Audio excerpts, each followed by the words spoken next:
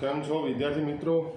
આપણે છેલ્લો ટોપિક ઉત્સેચકોનું વર્ગીકરણ ભણી ગયા. જેવો આપણે ભણ્યા હતા, ઉત્સેચકો દ્વારા જુદી જુદી ઉત્પ્રેરિત થતી પ્રક્રિયાઓ દ્વારા તેમને જુદા જુદા મુખ્યત્વે 6 વર્ગોમાં વહેંચવામાં આવે. 6 વર્ગોમાં પ્રત્યેક વર્ગ 4 થી 13 ઉપવર્ગોમાં વિભાજિત છે. તે મુદ્દો આપણે ભણી ગયા. રેડી? આજે આપણે એક મહત્વનો નવો મુદ્દો ઉત્સેચકો વિશે ભણવા જઈ રહ્યા છીએ. ચલો તો જોઈએ. નવો ટોપિક છે આપણો સહકારકો વિશે ભણવાનું છે. પણ સહકારકોની પ્રસ્તાવના બનાવવા માટે આપણે મુદ્દો સ્થાપિત કરીએ કે કોને કહેવાય સહકારકો. તો ચલો જોઈએ. પહેલા નંબરમાં આપણે વાત કરીએ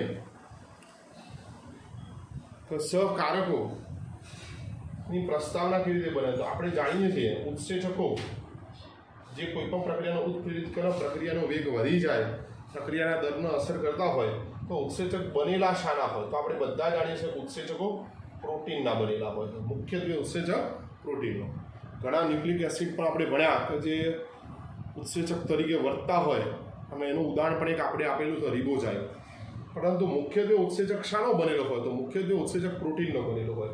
પ્રોટીનમાં શાનો બનેલો હોય? તો આપણે પ્રોટીનમાં કહીએ તો પ્રોટીનનું બંધારણ એક પોલીપેપ્ટાઇડ શૃંખલા અથવા અનેક પોલીપેપ્ટાઇડની શૃંખલા. રેડી?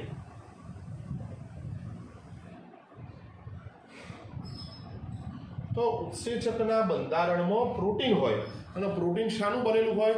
એક પોલીપેપ્ટાઇડ શૃંખલા અથવા એક કરતાં વધારે, એટલે અનેક પોલીપેપ્ટાઇડ. તો આપણે એમ પણ કહી શકીએ કે ઉત્સેચકના બંધારણમાં એક અથવા એક કરતાં વધારે અનેક પોલીપેપ્ટાઇડની શૃંખલાઓ આવેલી હોય છે. તો આપણે અહીંયા કહીએ છીએ કે ઉત્સેચકના બંધારણમાં એક અથવા એક કરતાં વધારે એટલે કે અનેક પોલીપેપ્ટાઇડ શૃંખલાઓ આવેલી હોય. અને આવી પોલીપેપ્ટાઇડની એક અથવા અનેક શૃંખલાથી બનેલો જે ભાગ હોય, કયો ભાગ કહેવાય? પ્રોટીન ભાગ. રેડી? તો ઉત્સેચકના બંધારણમાં કયો ભાગ જોવા મળે? પ્રોટીન ભાગ. જે શાનો બનેલો હોય? એક અથવા એક કરતાં વધુ પોલીપેપ્ટાઇડ શૃંખલાનો બનેલો હોય. રેડી? પરંતુ આપણે કહીએ કે ઘણી વખત ઘણા ઉત્સેચકો સીધા ક્રિયાશીલ હોતા નથી. તે એમની ક્રિયાશીલતા માટે આ પ્રોટીન ભાગ સાથે અન્ય ભાગ જુઓ.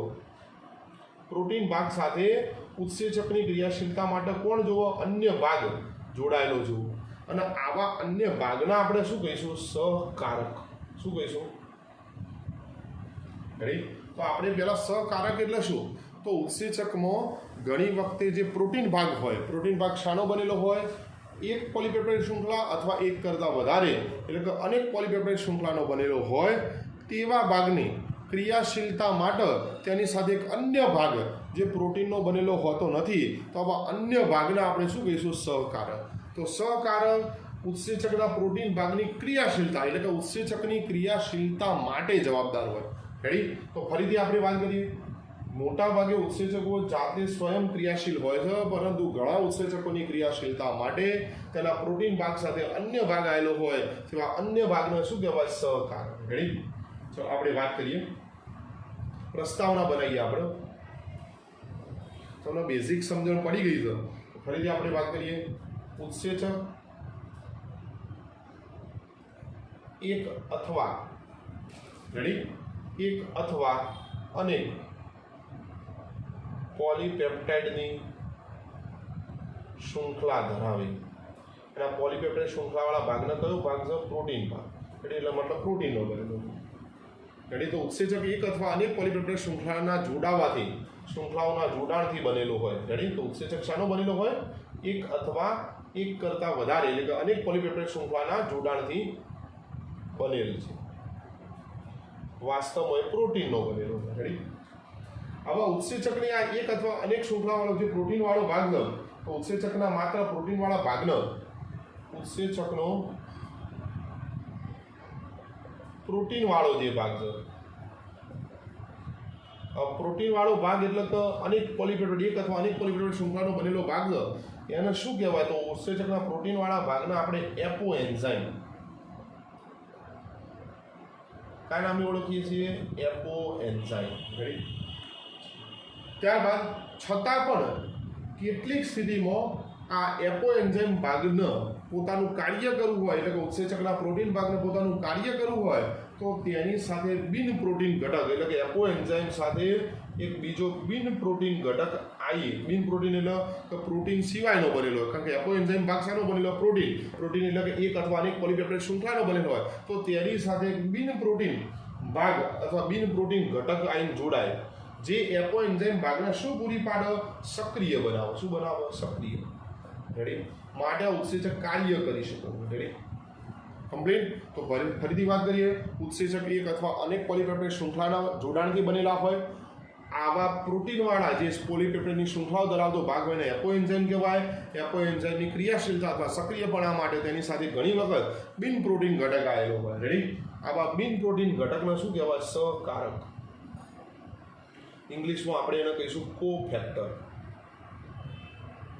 ઘણા બધા હોય તો સહકારકો તો કહીશું કોફેક્ટર્સ રેડી કમ્પ્લીટ તો ફરીથી ઉત્સેચકના પ્રોટીન ભાગ એટલે કે એક અથવા અનેક પોલીપેપ્ટાઇડ શૃંખલાવાળા પ્રોટીન ભાગ એટલે કે એપો એન્ઝાઇમ સાથે તેની ક્રિયાશીલતા માટે કેટલીક વખત બિન પ્રોટીન ઘટક આવેલો હોય તો તે ભાગને શું કહેવાય કોફેક્ટર તો કોફેક્ટરનું કાર્ય શું છે એપો એન્ઝાઇમ ભાગને સક્રિય બનાવે ઘણી વખત ડાયરેક્ટ ઉત્સેચક ક્રિયાશીલ હોતા નથી રેડી તો સહકારકો આ સહકારકોના મુખ્યત્વે બે પ્રકાર છે એક કાર્બનિક ભાગ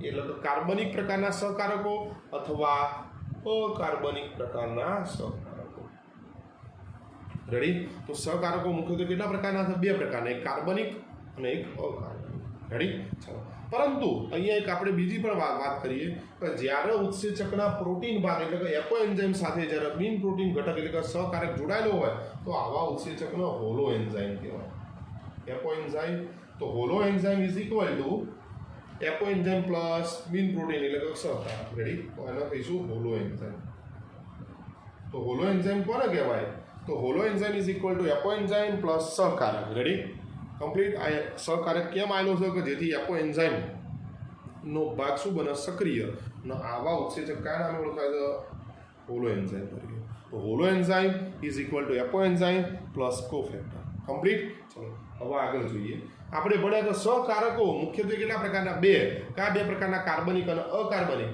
કાર્બનિક તરીકે જે સહકારક વર્તે એમાં એક ભાગ આવો પ્રોસ્થેટિક જૂથ રેડી અને એક બીજો ભાગ આવે જેને આપણે કહીશું સહઉત્સેચક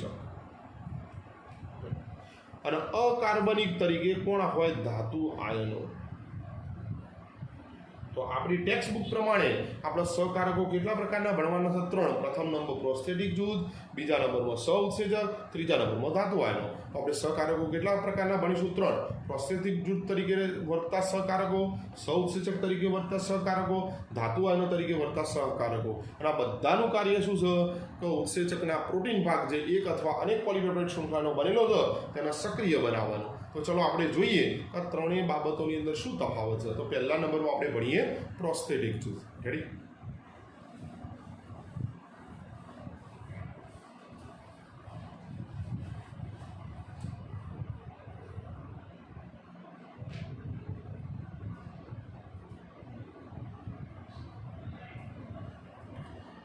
ચલો પ્રોસ્થેટિક સમૂહ એ આપણે વાત કરી પ્રોસ્થેટિક અને સહઉત્સેચક બંને સહકારક તરીકે વર્તન બંને કાર્બનિકના બનેલા હોય શાના બનેલા કાર્બનિક તો પ્રોસ્થેટિક જૂથ એટલે કે પ્રોસ્થેટિક સમૂહ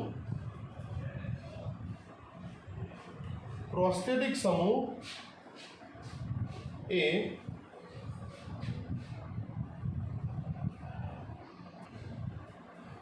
તો આપણે વાત કરી રહ્યા હતા મિત્રો પ્રોસ્થેટિક સમૂહ રેડી તો આપણે વાત કરીએ પ્રોસ્થેટિક સમૂહ શું છે તો પ્રોસ્થેટિક સમૂહ એક કાર્બનિક રસાયણ છે હાલ જ આપણે ભણી ગયા સહકારકોના મુખ્યત્વે બે પ્રકાર છે કાર્બનિક અને અકાર્બનિક અને કાર્બનિકની અંદર બે છે એક પ્રોસ્થેટિક જૂથ છે અને બીજા સહઉત્સેચક છે તો સહઉત્સેચક અને પ્રોસ્થેટિક સમૂહ બંને કેવા છે કાર્બનિક ઘટકો છે અથવા કાર્બનિક રસાયણો છે રેડી ચલો તો પ્રોસ્થેટિક સમૂહ એક પ્રકારનું કાર્બનિક રસાયણ છે અને તે અન્ય સહકારકોથી જુદું છે કોનાથી જુદું છે અન્ય સહકારકો તો અન્ય સહકારકો કયા કયા વધ્યા તો પ્રોસ્થેટિક સમૂહ જૂથ સિવાયનો બીજો પ્રોસ્થેટિક સમૂહ સિવાયનો બીજો અન્ય સહકારક છે સહઉત્સેચક અને ત્રીજો છે અકાર્બનિક એટલે ધાતુ આયનો તો એ બંને બાકીના બંને કરતા જુદા છે તો પ્રોસ્થેટિક સમૂહ એક કાર્બનિક રસાયણ છે અને તે અન્ય સહકારકોથી સ્વરૂપમાં જુદા છે તો આપણને એમ ખબર થાય કે કઈ રીતે સ્વરૂપમાં જુદા છે, અન્ય રીતે કઈ રીતે જુદા છે. તો આપણે વાત કરીએ પ્રોસ્થેટિક સમૂહ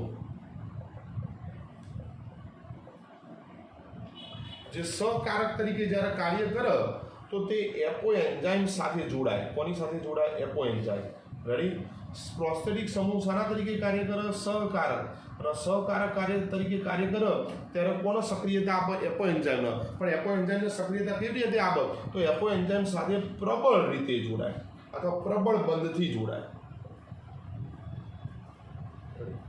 ફરીથી એપો એન્ઝાઇમ ભાગ જે પ્રોટીન ભાગ છે અને આ પ્રોટીન ભાગ સાથે જ્યારે બિન પ્રોટીન ભાગ એટલે સહકારક તરીકે કોણ આવેલું હોય? પ્રોસ્થેટિક સમૂહ. તો પ્રોસ્થેટિક સમૂહ એની સાથે કેવી રીતે જોડાય? તો પ્રબળ બંધથી જોડાય. રેડી?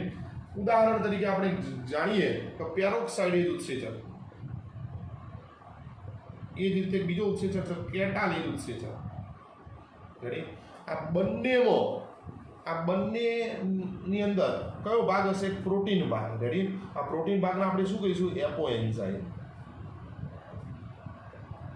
અને આની સાથે એક બિન પ્રોટીન ભાગ રહેલો હશે, પણ એ બિન પ્રોટીન ભાગ તરીકે કોણ હશે? પ્રોસ્થેટિક સમૂહ. અને એ પ્રોસ્થેટિક સમૂહ તરીકે કયો પ્રોસ્થેટિક સમૂહ આવેલો છે? હિમ પ્રોસ્થેટિક સમૂહ. કયો? હિમ પ્રોસ્થેટિક સમૂહ. રેડી? તો પેરોક્સાઇડેઝ ઉત્સેચક અને કેટાલેઝ ઉત્સેચકમાં પ્રોટીન ભાગ એટલે એપો એન્ઝાઇમ, અને એપો એન્ઝાઇમની ક્રિયાશીલતા માટે એની સાથે બિન પ્રોટીન ભાગ તરીકે પ્રોસ્થેટિક સમૂહ તરીકે હિમ પ્રોસ્થેટિક સમૂહ આવેલો છે, જ્યાં એપો એન્ઝાઇમ ભાગને શું કરે છે? ક્રિયાશીલતા પર. પણ કેવી રીતે? આ પ્રોસ્થેટિક સમૂહ જે હિમ પ્રોસ્થેટિક સમૂહ છે એની સાથે પ્રબળ બંધથી જોડાય. કેવા બંધથી જોડાય? પ્રબળ. સરળતાથી છૂટો પડે એવો નથી. ત્યારે આ પેરોક્સાઇડેઝ ઉત્સેચક તે કોનું? હાઇડ્રોજન પેરોક્સાઇડનું. હાઇડ્રોજન પેરોક્સાઇડનું રૂપાંતરણ સામો કરો તો આપણે કહી શકીએ હાઇડ્રોજન પેરોક્સાઇડના તે પાણી અને ઓક્સિજનમાં વિખંડન કરે. સામો? પાણી અને ઓક્સિજન. ફરીથી પેરોક્સાઇડ અને કેટાલેઝ જેવા ઉત્સેચકો જે હાઇડ્રોજન પેરોક્સાઇડને પાણી અને ઓક્સિજનમાં ફેરવે, પરંતુ આવા ઉત્સેચકના પ્રોટીન ભાગ એટલે કે એપો એન્ઝાઇમને સક્રિય બનાવવા માટે તેની સાથે બિન પ્રોટીન ઘટક તરીકે અથવા બિન પ્રોટીન સમૂહ તરીકે જે પ્રોસ્થેટિક સમૂહ આવેલો હોય તે હિમ પ્રોસ્થેટિક સમૂહ હોય. અને આ હિમ પ્રોસ્થેટિક સમૂહ તેના પ્રોટીન ભાગ એટલે કે એપો એન્ઝાઇમ સાથે પ્રબળ બંધથી જોડાયેલો હોય. રેડી? કેવી રીતે જોડાયેલો હોય? તો પ્રબળ બંધથી જોડાયેલો હોય. રેડી? તો આવા એપો એન્ઝાઇમની સક્રિયતા માટે કયો સમૂહ આવેલો હોય આવા ઉત્સેચકોમાં? તો કયો સમૂહ હોય? પ્રોસ્થેટિક સમૂહ. એનું નામ શું? હિમ પ્રોસ્થેટિક સમૂહ. રેડી? હવે વાત કરીએ આપણે સહ ઉત્સેચક. બીજા નંબરમાં આપણો બીજા નંબરનો સહકારક છે કયો છે? સહ ઉત્સેચક.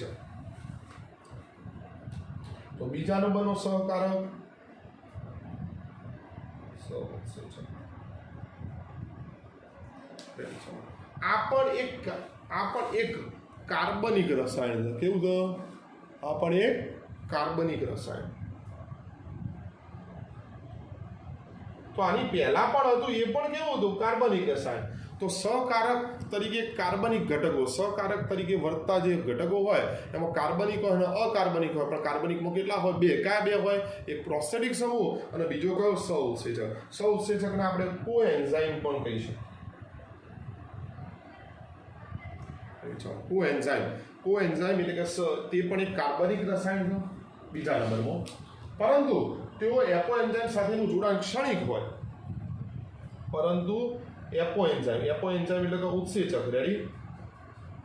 ઉત્સેચકનો કયો ભાગ કહેવાય? એપો એન્ઝાઇમ. ઉત્સેચકનો પ્રોટીન ભાગ.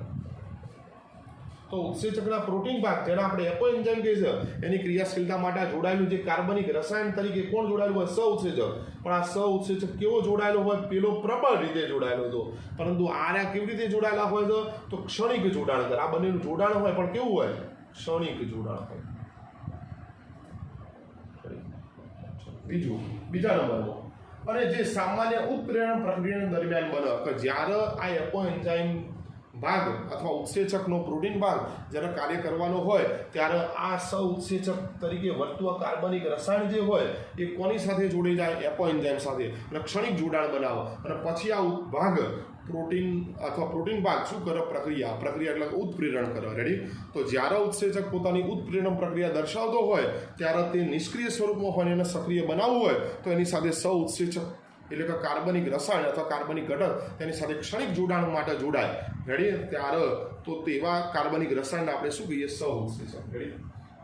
ઉદાહરણ તરીકે આપણે કહીએ સહઉત્સેચક તરીકે કોણ કાર્ય કરે? તો સહઉત્સેચકનું, રેડી, મુખ્ય રસાયણ અથવા મુખ્ય રાસાયણિક ઘટક, સહઉત્સેચક તરીકે વર્તા મુખ્ય રાસાયણિક ઘટક તરીકે મોટા ભાગે વિટામિન્સ હોય. કોણ હોય? વિટામિન્સ. ઉદાહરણ તરીકે સહઉત્સેચક તરીકે કાર્ય કરતા કોણ છે? NADP, રેડી, અને FMN. ચલો, તો આપણે વાત કરીએ NAD, નિકોટિનેમાઇડ એડિનાઇન ડાયન્યુક્લિયોટાઇડ, નિકોટિનેમાઇડ એડિનાઇન ડાયન્યુક્લિયોટાઇડ, ફોસ્ફેટ, ફ્લેવિન મોનોન્યુક્લિયોટાઇડ, આ બધાની અંદર મુખ્ય રાસાયણિક ઘટક તરીકે આ બધા સહઉત્સેચક છે, અને એમાં મુખ્ય રાસાયણિક ઘટક તરીકે વર્તતું કોણ છે? વિટામિન નિએસિન. કયું છે? વિટામિન નિએસિન. તો ફરીથી સહઉત્સેચક તરીકે વર્તતા મુખ્ય રાસાયણિક ઘટક તરીકે કોણ આવેલા હોય છે? વિટામિન્સ. ઉદાહરણ તરીકે સહઉત્સેચકના ઉદાહરણ કયા છે? નિકોટિનેમાઇડ એડિનાઇન ડાયન્યુક્લિયોટાઇડ, નિકોટિનેમાઇડ એડિનાઇન ડાયન્યુક્લિયોટાઇડ, ફોસ્ફેટ, ફ્લેવિન મોનોન્યુક્લિયોટાઇડ. આ બધાની અંદર મુખ્ય ઘટક તરીકે કોણ વર્તે છે? તો નિએસિન, રેડી. ચલો, ઓકે. તો ફરીથી આપણે વાત કરીએ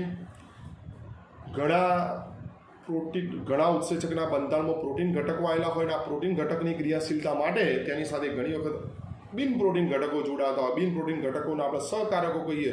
સહકારકો બે પ્રકારના, કાર્બનિક અને અકાર્બનિકના. કાર્બનિકમાં બે પ્રકાર, કયા બે? પ્રોસ્થેટિક જૂથ તરીકે વર્તનારા અથવા સહઉત્સેચક તરીકે વર્તનારા. તો આપણે પ્રોસ્થેટિક જૂથ અને સહઉત્સેચકની વાત અહીંયા પૂર્ણ કરીએ. હવે આપણે ત્રીજા નંબરમાં વાત કરીએ છીએ ધાતુ આયન, રેડી.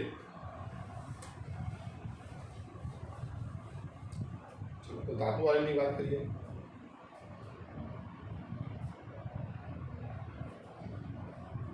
રેડી. ધાતુ આયન જે અકાર્બનિક ઘટક છે, રેડી, અથવા અકાર્બનિક ભાગ છે, રેડી. તો ફરીથી ઉત્સેચકના એપોએન્ઝાઇમ સાથે જોડાતો સહકારક તરીકે કાં તો કાર્બનિક હોય કાં તો અકાર્બનિક હોય. કાર્બનિક ભાગના બે પ્રકાર આપણે ભણી ગયા. હવે આપણે અકાર્બનિક. તો જો એપોએન્ઝાઇમ સાથે કોણ જોડાતો હોય? અકાર્બનિક ઘટક. ઘણા ઉત્સેચકોની ક્રિયાશીલતા માટે ઉત્સેચકના પ્રોટીન ભાગ એટલે કે એપોએન્ઝાઇમ સાથે કોણ જોડાય? અકાર્બનિક ઘટક. અકાર્બનિક ઘટક તરીકે કોણ જોડાતું હોય? ધાતુ આયન. ત્યારે આર્ય ભાગ શું બને? ક્રિયાશીલ. નહીં તો ક્રિયાશીલ બનતો નથી. તો ઘણા બધા ઉત્સેચકની સક્રિયતા માટે શાની જરૂરિયાત હોય? ઘણા બધા ઉત્સેચકની સક્રિયતા માટે શાની જરૂર હોય? ધાતુ આયન, રેડી. તો એપોએન્ઝાઇમને સક્રિય બનાવવા માટે તેની સાથે કોણ જોડાયેલું હોય? ધાતુ આયન. તો ઘણા બધા ઉત્સેચકોના પ્રોટીન ભાગ એટલે કે એપોએન્ઝાઇમની ક્રિયાશીલતા માટે કોની જરૂર હોય? ધાતુ આયનની. જે સક્રિય સ્થાન, આવા ધાતુ આયન આને સક્રિય કેવી રીતે બનાવો? તો આપણે જાણીએ છીએ કે દરેક ઉત્સેચકનો જે પ્રોટીન ભાગ હોય, આ પ્રોટીન ભાગની અંદર શું આવેલું હોય? સક્રિય સ્થાન. ચલો, આ સક્રિય સ્થાનનું બીજું નામ શું? પ્રક્રિયક જોડાણ સ્થાન. તમે જાણો છો પ્રક્રિયક જોડાણ સ્થાન હોય કે ઉત્સેચકનો પ્રોટીન ભાગ હોય, બધો બનેલો શાનો હોય? Polypeptide, ready. તો આવા પોલીપેપ્ટાઇડની કઈ શૃંખલા? પાર્શ્વીય શૃંખલા. આ પાર્શ્વીય શૃંખલા સાથે કોણ જોડાઈ જાય? ધાતુ આયન, રેડી. ફરીથી ઉત્સેચકના પ્રોટીન ભાગ જેને એપોએન્ઝાઇમ કહીને, એપોએન્ઝાઇમની અંદર, રેડી, કાર્ય કરવા માટે કયું સ્થાન આવેલું હોય? પ્રક્રિયક સાથે જોડાવા માટેનું પ્રક્રિયક જોડાણ સ્થાન અથવા સક્રિય સ્થાન.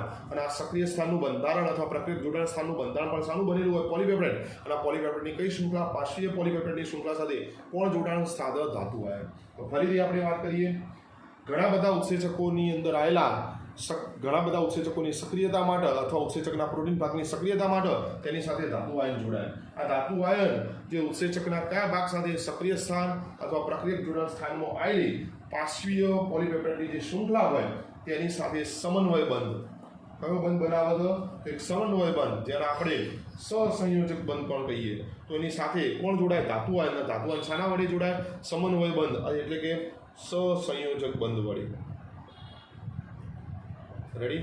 જ્યારે આ ધાતુ આયન સમન્વય એટલે કે સહસંયોજક બંધ વડે સક્રિય સ્થાન એટલે કે પ્રક્રિયક જોડાણ સ્થાનની કઈ શૃંખલા? પાર્શ્વીય પોલીપેપ્ટાઇડ શૃંખલા સાથે જોડાણ કરે, ત્યારે આ સક્રિય સ્થાન કોની સાથે જોડાણ કરશે? પ્રક્રિયક સાથે, રેડી. આ દરમિયાન આ ધાતુ આયન પણ આની સાથે એક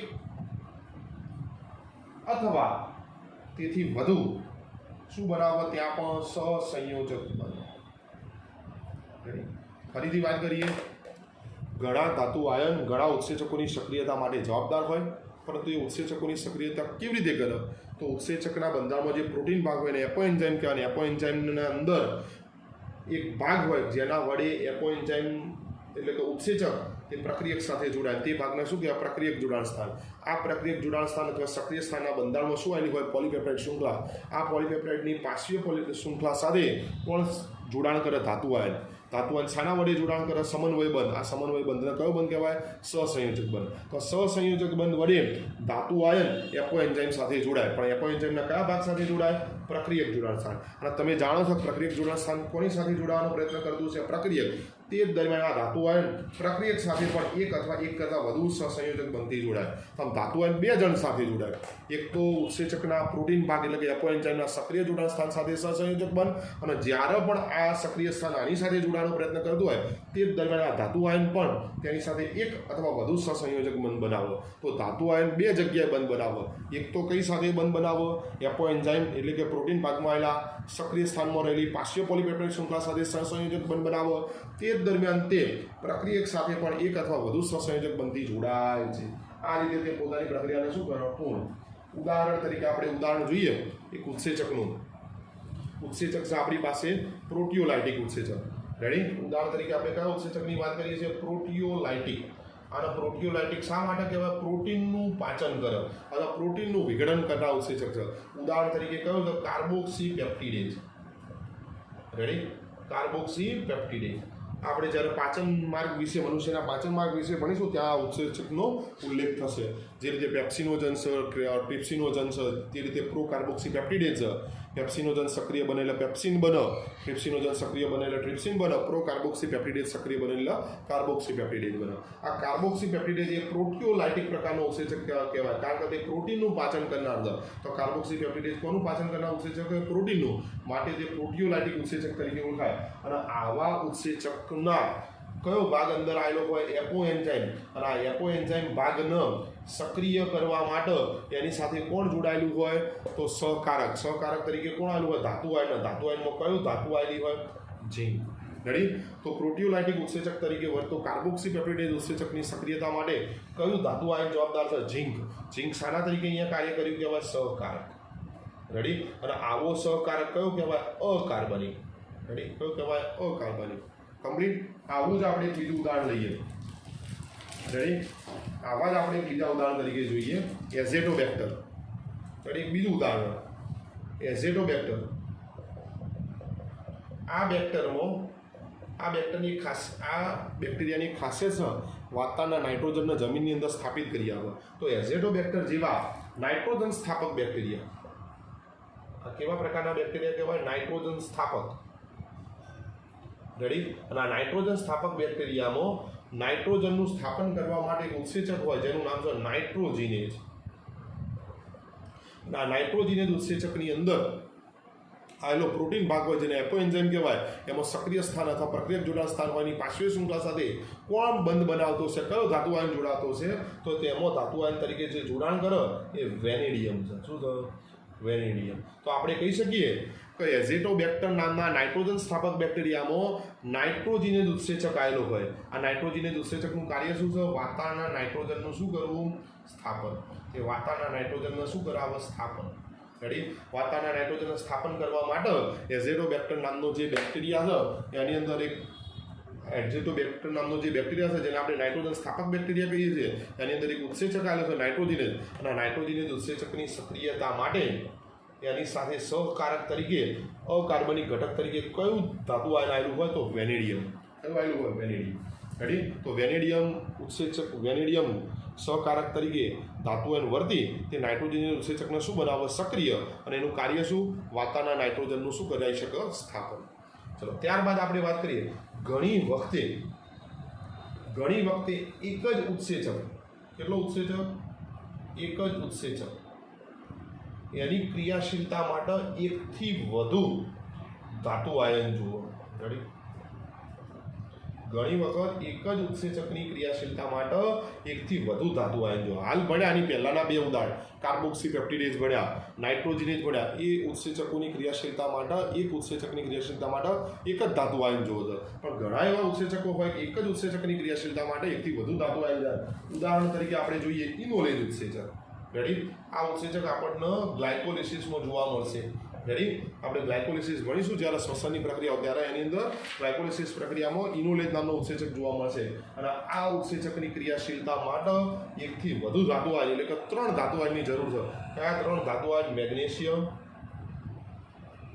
બીજા નંબરનું ધાતુ આયન છે મેંગેનીઝ અને ત્રીજા નંબરનું ધાતુ આયન છે ઝિંક. આ 3 ધાતુ આયનો જ્યારે એની સાથે સંકળાય ત્યારે આ ઉત્સેચક સક્રિય બને છે, પોતાનું કાર્ય કરે છે. રેડી આ પણ આપણે ગ્લાયકોલિસિસમાં જોવા મળશે. ચલો ત્યારબાદ આપણે વાત કરીએ છીએ ઘણી વખત એવું હોય એક જ ધાતુ આયન રેડી એક કરતા વધુ ઉત્સેચકની એક કરતા વધુ અથવા એકથી વધુ ઉત્સેચકની ક્રિયાશીલતા માટે જવાબદાર હોય.